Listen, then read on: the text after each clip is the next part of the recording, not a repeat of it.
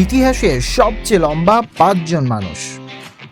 আপনি হয়তো জীবনে অনেক ছোট বড় মানুষ দেখেছেন, কেউ কেউ হয়তো অনেক লম্বা, আবার কেউ হয়তো খুবই ছোট। এই সকল কিছুকে অতিক্রম করে অনেকেই আছেন যারা এত বেশি লম্বা যে তাদের পাশে আপনি আমি দাঁড়ালে আমাদের খুঁজেই পাওয়া যাবে না। হ্যাঁ, এমন ৫ জন মানুষের কথাই জানাবো আমাদের আজকের ভিডিওতে। তালিকায় ৫ নম্বরে রয়েছে লিওনিড স্ট্যাডনিক। লিওনিডের জন্ম হয়েছিল ইউক্রেনে, তবে তার উচ্চতা নিয়ে দ্বিমত আছে অনেকের মাঝেই। লিওনিডের পরিবারের তথ্য মতে তার উচ্চতা ছিল ৮ ফুট ৫ ইঞ্চি, কিন্তু তার ফটোগ্রাফি থেকে হিসাব করে দেখা যায় তার উচ্চতা ছিল ৮ ফুট। তবে এখন আর সেই সত্যিটা প্রমাণ করার কোনো উপায় নেই, কারণ ২০১৪ সালে ৪৪ বছর বয়সে মারা যান তিনি। তার মৃত্যুর কারণ ছিল মস্তিষ্কের রক্তক্ষরণ। তালিকায় ৪ নম্বরে রয়েছে জিন্নাত আলী। জিন্নাত আলী একজন বাংলাদেশি নাগরিক। ১৯৯৬ সালে বাংলাদেশের কক্সবাজারের রামু উপজেলায় জন্মগ্রহণ করেন তিনি তার পিতামাতার দ্বিতীয় সন্তান। ১১ বছর বয়স থেকে জিন্নাত আলীর উচ্চতা হঠাৎ করেই বাড়তে থাকে। তার উচ্চতা ছিল ৮ ফুট ৬ ইঞ্চি। তিনি প্রতিদিন ৩ বেলায় প্রায় ৩ কেজি চালের ভাত ও সম পরিমাণ তরকারি খেতেন।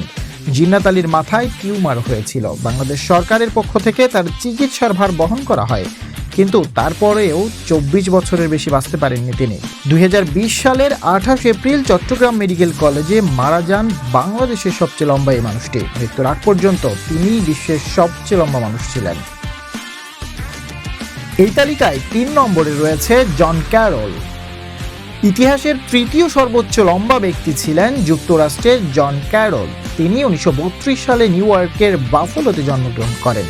তিনি বাফেলো জায়ান্ট নামেও পরিচিত ছিলেন। ১৬ বছর বয়সে তার হাত ও পায়ের দৈর্ঘ্য অস্বাভাবিকভাবেই বেড়ে যায়, সেই সঙ্গে তার মেরুদণ্ড অস্বাভাবিকভাবে বেঁকে যেতে শুরু করে। ক্যারল চেয়েছিলেন একটা স্বাভাবিক জীবন বেছে নিতে। প্রতিদিন অফিস করতে, চাকরির জন্য চেষ্টাও করেছিলেন বেশ কয়েক জায়গায়, কিন্তু ওই লম্বা হওয়াটাই কাল হয় ক্যারলের জন্য।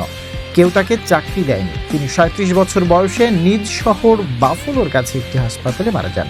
তার উচ্চতা ছিল ৮ ফুট ৮ ইঞ্চি। এই তালিকায় ২ নম্বরে রয়েছে জন রোগান। ১৯৩০-এর দশকে রবার্ট ওয়াডলো তাকে লম্বায় ছাড়িয়ে যাওয়ার আগে তিনিই ছিলেন বিশ্বের সবচেয়ে লম্বা মানুষ।